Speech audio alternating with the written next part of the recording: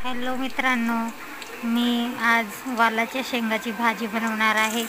तर मी तुम्हाला रेसिपी सांगते.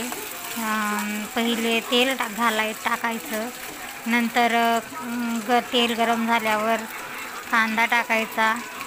कांदा चांगला परतून घ्यायचा आणि नंतर मग मिरची टाकायची.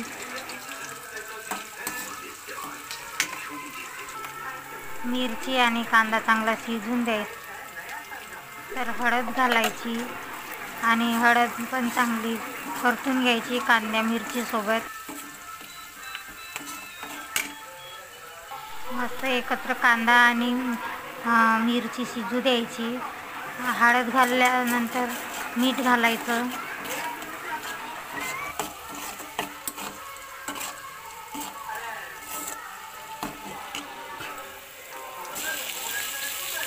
नंतर टमाटर घालायचं आणि टमाटरला पण छान शिजू द्यायचं. चांगलं टमाटर शिजल्यानंतर भाजी खूप चविष्ट आणि छान लागते.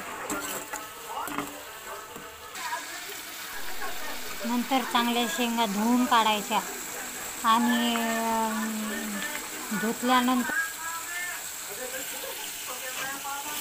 फोडणी मस्त शिजल्यानंतर त्यात शेंगा घालायच्या आणि चांगलं परतून घ्यायच्या शेंगा पण आणि अर्धा तास शिजू द्यायचं पाणी घालून त्याच्यामध्ये. ते शिजल्यानंतर पोळी किंवा भातासोबत खायचं.